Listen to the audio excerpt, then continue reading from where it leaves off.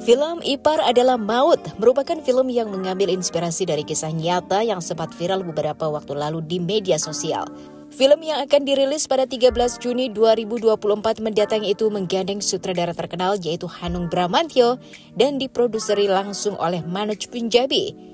Film hasil produksi MD Picture ini juga diperankan oleh aktor dan aktris ternama Indonesia seperti Deva Mahendra, Misal Judith, dan Davina Karamoy. Film ini menceritakan tentang lika-liku kehidupan rumah tangga Aris dan Nisa yang awalnya berjalan bahagia dan harmonis, namun kebahagiaan rumah tangga mereka seketika memudar dan mulai goyah karena kehadiran sang adik ipar, yaitu Rani.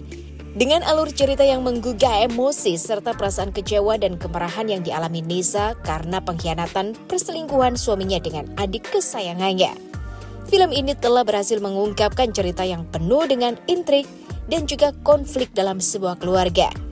Lantas apakah mereka mengalami kesulitan selama proses syuting berlangsung?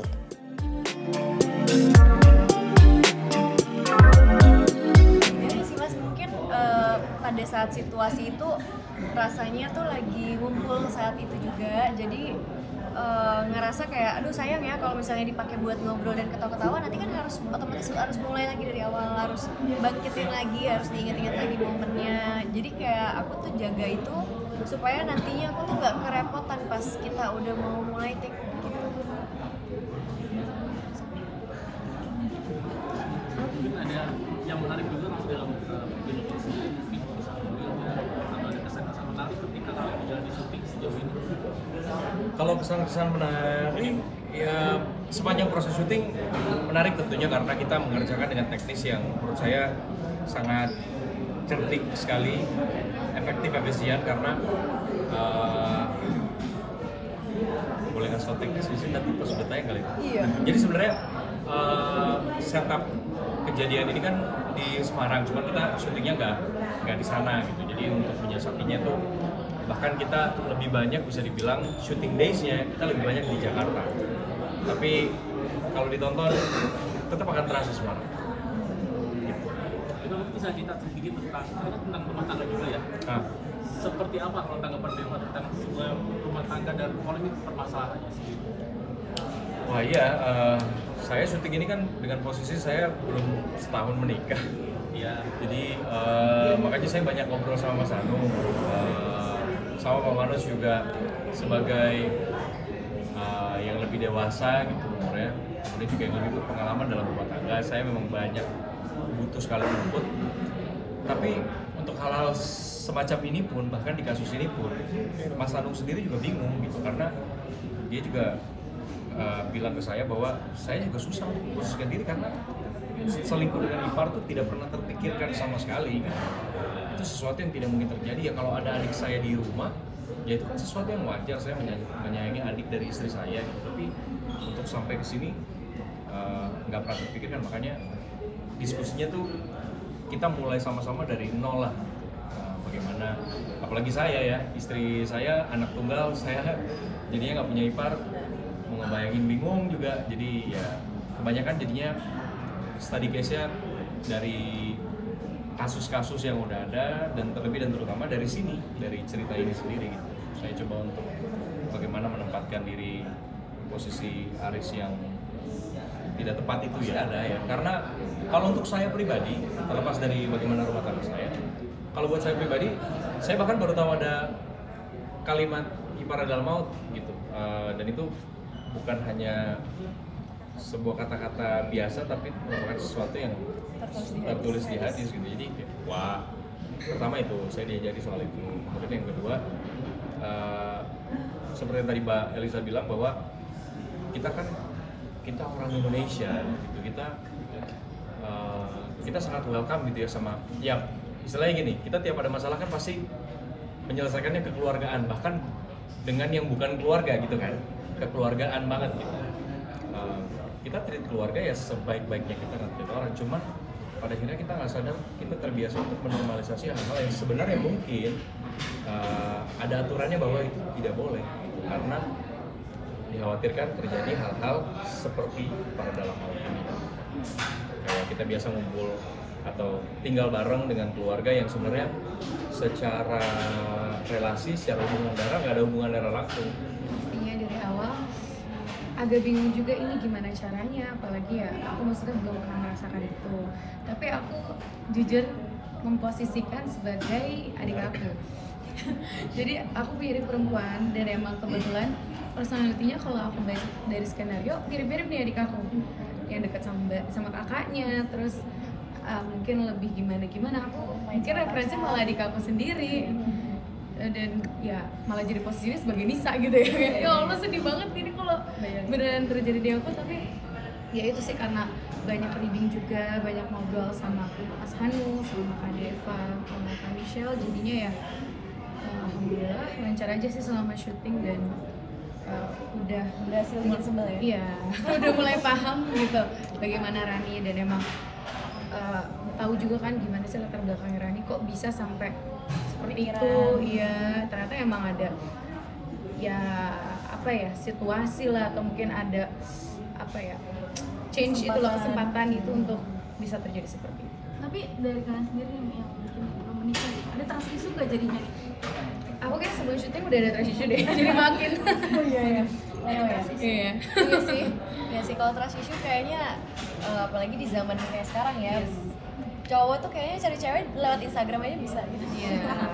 Banyak pilihan, jadi kalau trust issue malah semakin nih, malah bahkan yang kayak kita tahu pacar kita baik, kita sayangi, kita tahu dia nggak bakalan selingkuh, kita udah kenal dia lama, mungkin kalau dia terjepit di situasi-situasi tertentu seperti yang Aris rasakan, amit-amit bisa mengalami hal yang sama ya.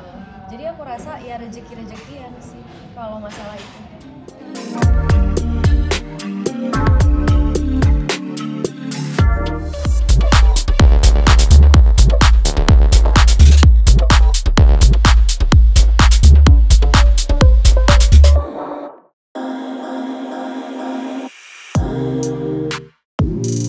Kabar bahagia sedang dirasakan oleh pasangan Kevin Aprilio dengan sang istri Visi Melanie. Pasalnya, setelah menjalani 3 tahun pernikahan itu, kini Visi Melanie tengah mengandung anak pertama mereka yang sudah memasuki usia 5 bulan kehamilan.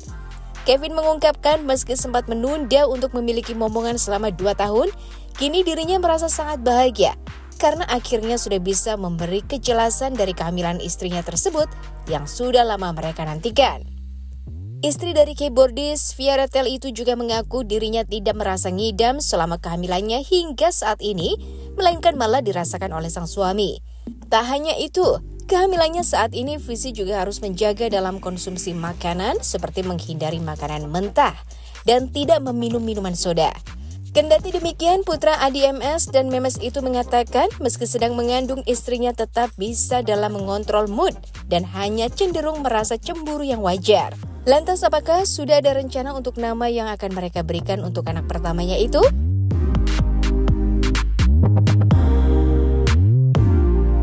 Dan Vicky, sebelumnya selamat atas kehamilan. Boleh ceritakan seperti apa sih kebahagiaan kalian? Gimana, senang banget ya. Jadi selama ini kan kalau ketemu teman-teman media yang terhormat nih, kita kalau ketemu jawabnya abu-abu terus apa, habis nikah kapan punya momongan apa, dan udah 3 tahun ya kita married ya. Iya. Jadi sebenarnya memang 2 tahun pertama itu memang belum ingin menunda ya, istilahnya menunda. Jadi kita 2 tahun pertama nunda, kalau itu lagi fokus kerjaan. Jadi habis 2 tahun baru kita trying. Jadi bener-bener trying, bener-bener tuh mungkin hitungannya dari Oktober akhir tahun kemarin lah.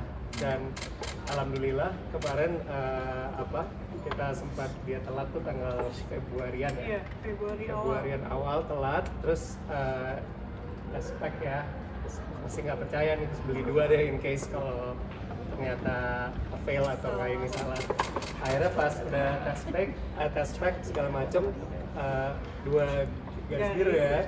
Nah habis itu belum mau terlalu senang dulu karena ya anything could happen kan. Jadi habis itu kita ke dokter, konsultasi, diperiksa, ternyata benar. Alhamdulillah di situ ada ininya, detak jantungnya. Jadi senang banget. Thank you lah teman-teman, doanya semuanya. Jadi dan kita sebenarnya beberapa minggu yang lalu sempat ada di wawancara kita juga belum jawab karena menunggu 4 bulan. Karena mungkin kalau 4 bulan katanya sih konon lebih kuat Lebih ya kuat, ininya. Jadi kita nggak mau terlalu mendahului dulu gitu. Wah ya, mungkin orang beda-beda ya, ada yang baru 2 biru udah langsung nge-post apa, nggak apa-apa juga, cuman mungkin kita memilih untuk nunggu dulu deh gitu. Dan ya udah, jadi sekarang kamu udah ambil berapa lama? 20 minggu, udah hampir mau 5 bulan.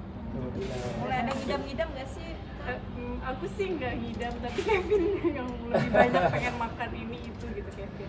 Jadi yang ngidam malah saya malah pengen makan di restoran apa gitu tuh, harus mau itu makannya di bandara, saya ke bandara tuh. Kan random banget makan di bandara gitu. Tapi ya nggak tahu ya itu mitos atau enggak ya. Kalau saya sih masih debat sama dia, menurut saya ngidam tuh debatable lah gitu. Tapi dia kan ngidam tuh real gitu ya. Tapi Kak visinya sendiri gimana menanggapi ngidamnya sang suami? Ya aku ikutin Kevin aja, kok Kevin kayak mau makan di bandara. Jadi restoran itu cuma ada di bandara. Jadi aku nemenin dia makan di situ. Itu tuh di terminal keberangkatan. Jadi kita datang ke bandara cuma mau makan di restoran yang dia mau. Tapi itu cuma sekali 2 kali aja sih. 2 kali ya. Kevin persiapannya seperti apa nih, dan lebih protektif nggak sih saat istri hamil nih sekarang, apalagi anak pertama ya? Iya, anak pertama ya, alhamdulillah. Jadi persiapannya jadi ayah, ya tentunya mungkin banyak yang udah punya anak. Kalau kita kan pengalaman baru ya, jadi ya so far sih kita excited banget. Terus mungkin dia yang lebih ngulik sih, dia pinter untuk yang teknis-teknisnya tuh, dia kayak ibu harus ngapain, bapak harus ngapain apa. Ya, aku juga masih belajar. Tapi ya so far lebih ke persiapannya, malah kalau saya lebih ke kerja keras gitu sih.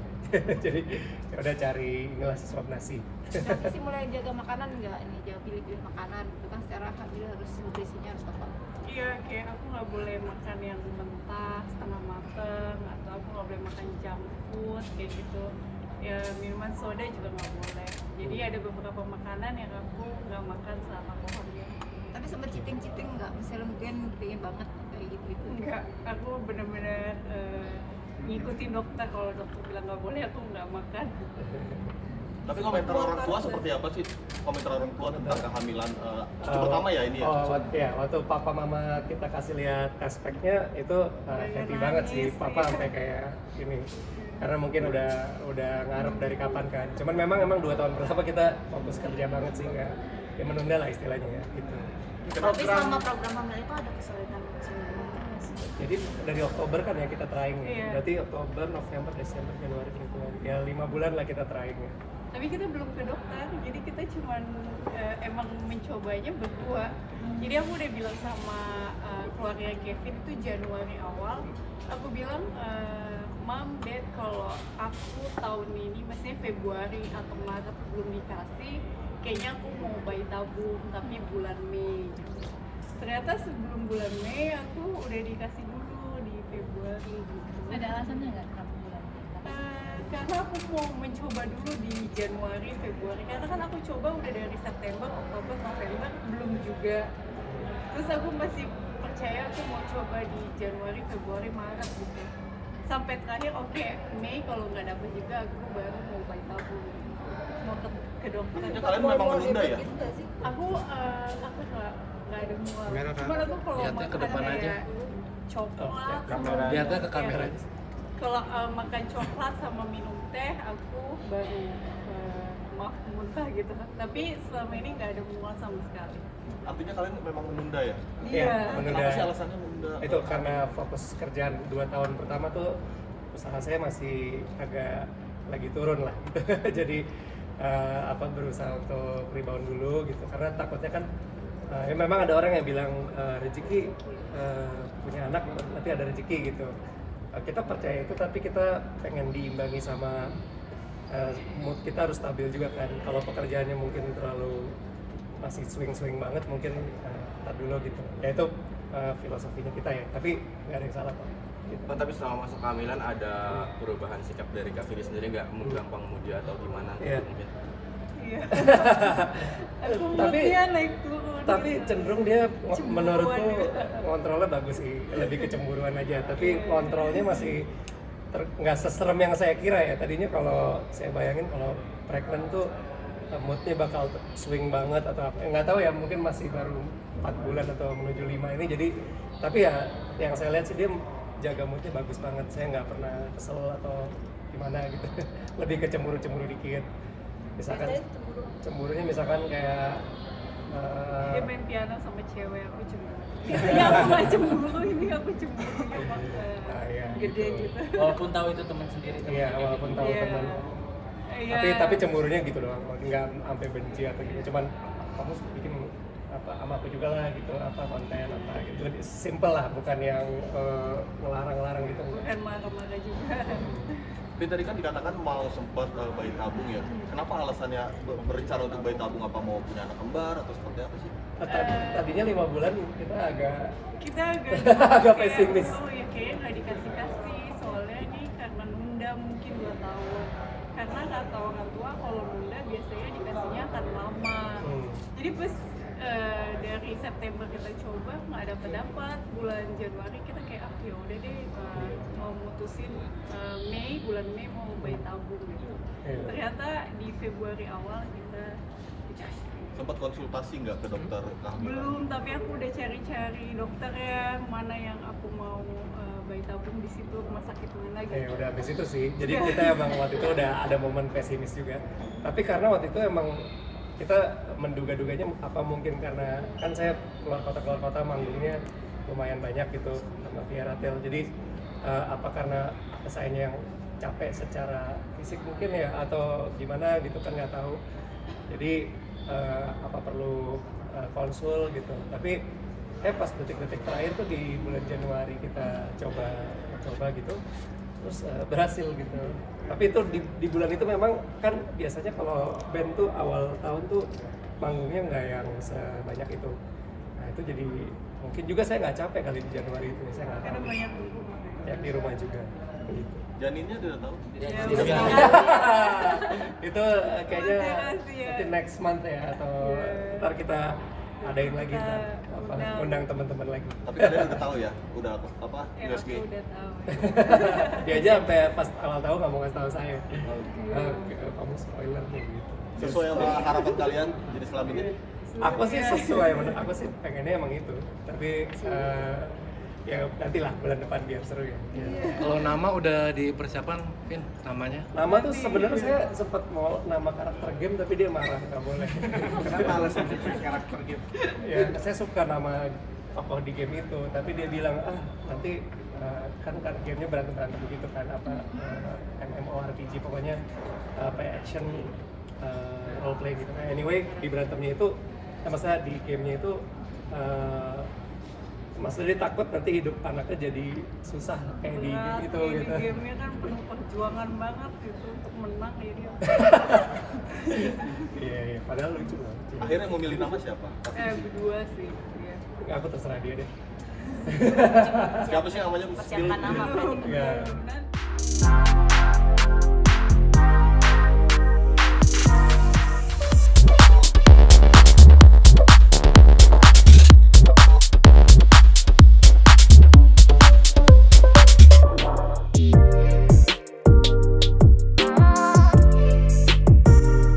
Menjadi sorotan warganet lantaran baliho dirinya dengan seorang bupati terpampang di daerah Jawa Tengah.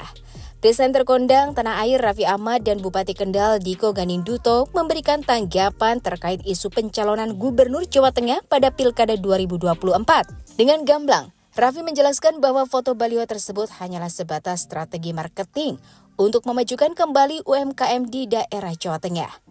Selain itu, suami dari Nagita itu juga mencari partner bisnis untuk bisa bekerja sama dengan dirinya dalam mengembangkan usaha rojo sambal yang ia punya. Kendati demikian, karena sudah terlanjur viral dan mendapatkan banyak antusiasme serta dukungan penuh dari masyarakat, Raffi ditawarkan langsung oleh Diko untuk maju dalam Pilkada Jawa Tengah 2024. Namun tak mau mengambil keputusan yang gegabah, Raffi ingin tawaran tersebut ia diskusikan terlebih dahulu dengan sang istri dan keluarganya. Lantas, apakah Raffi memiliki keinginan untuk berkecimpung dalam dunia politik?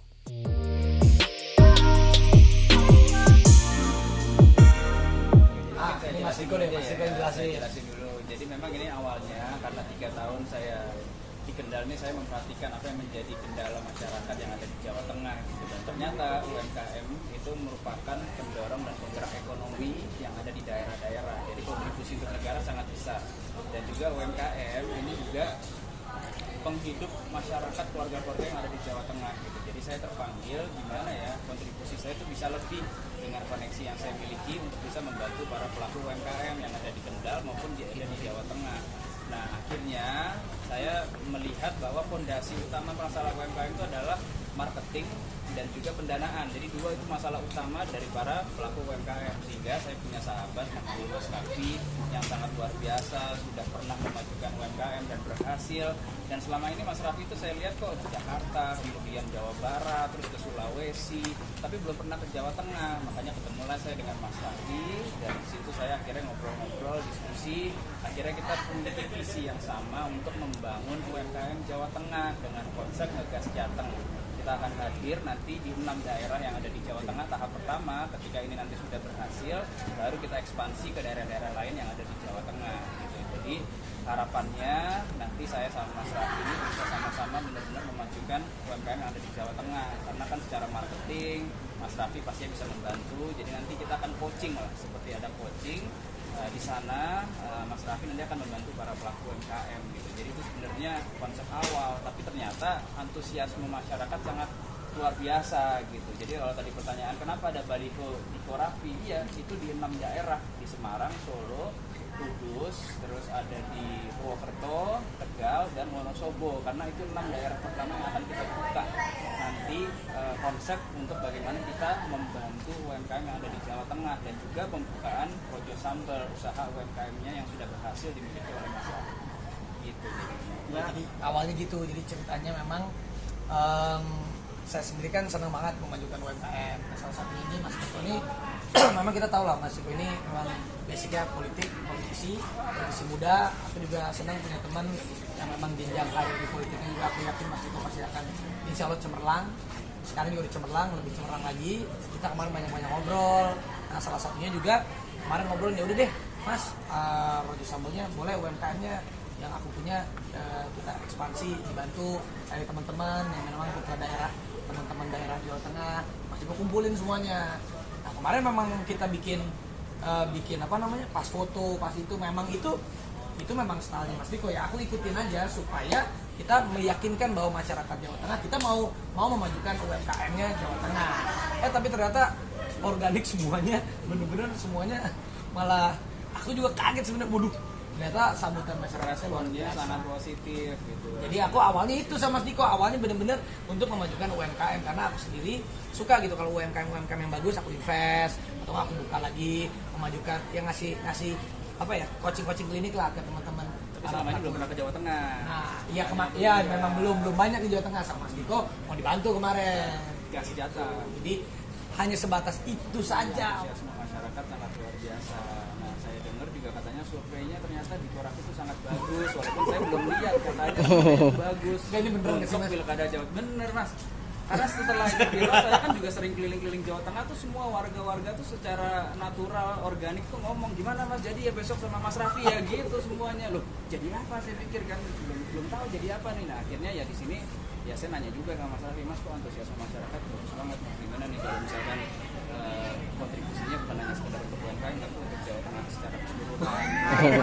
Terus gimana Raffi? Aku juga kaget lagi live tiba-tiba Mas Diko Pak Tahir ngomong gitu. Waduh, aku sempat mangap juga. Waduh, Mas, ini beneran nih Mas? Nggak serius. Nah ini gimana sih Mas?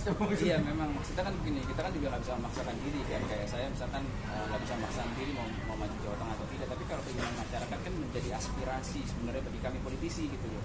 Jadi Mas Raffi juga kalau misalkan sebagai entertainer, kemudian juga punya bisnis yang sangat luar biasa. Terus kalau diinginkan masyarakat pasangan benar-benar di ada Jawa Tengah kan kita nggak ada yang tahu gitu. Maksudnya ya saya mungkin menjadi pertimbangan Mas Raffi. Ya saya di sini pengen mengajak juga beneran kalau misalkan memang surveinya bagus, antusiasmenya bagus, ya mudah-mudahan ya akan bisa diikhtiarin.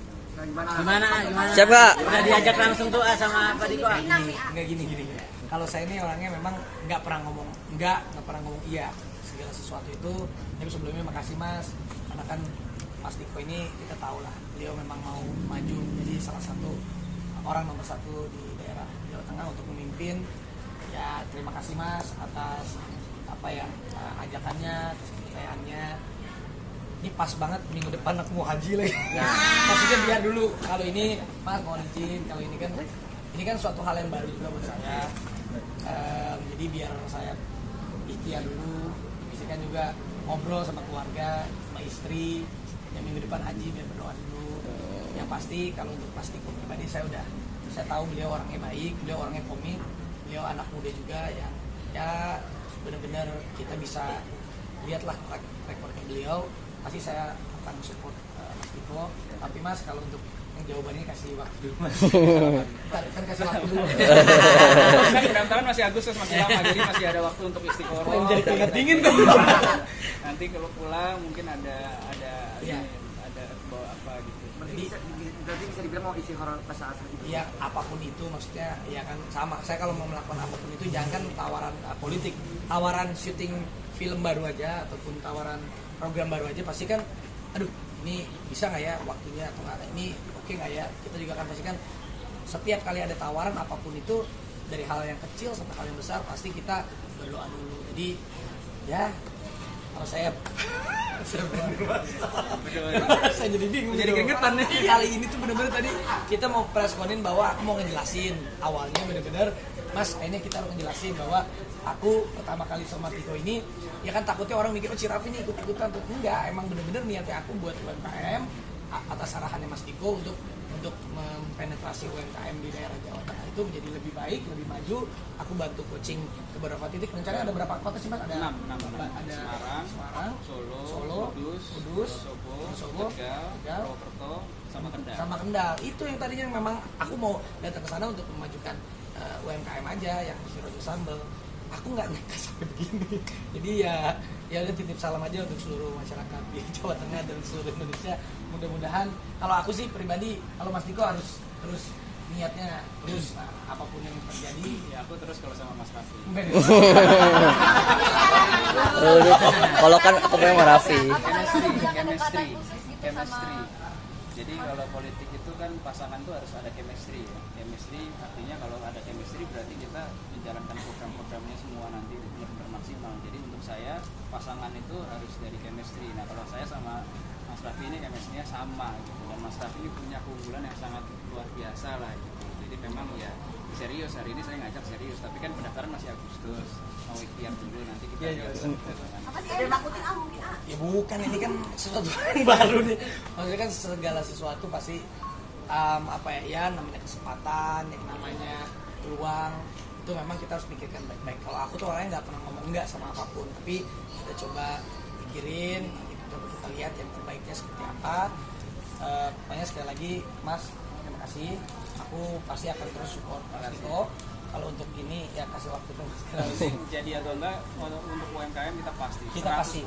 Kalau komit untuk yang terjadi kita tetap bantu UMKM. Kalau UMKM Jawa Tengah atas arahannya Mas Diko, ya apalagi Mas Gibran juga kan sama Pak Prabowo juga, Pak Jokowi juga, untuk UMKM itu memang salah satu fundamental kita untuk menguatkan ekonomi seluruh rakyat Indonesia supaya lebih bisa naik lagi. Nah, kalau itunya aku pasti 100% komit. Tapi kalau ini minta izin waktu. Sudah cocok.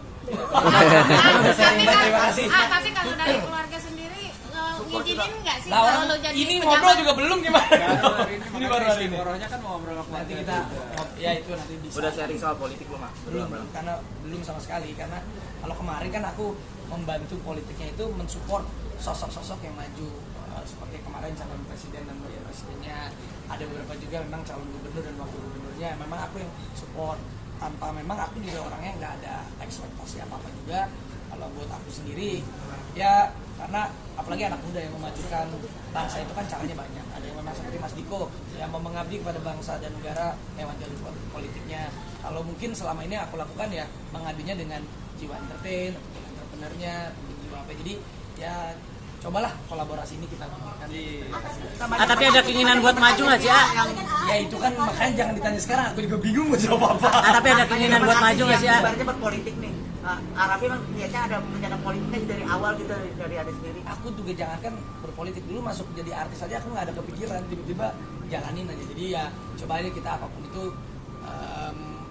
lihat sesuatu halnya dengan seimbang.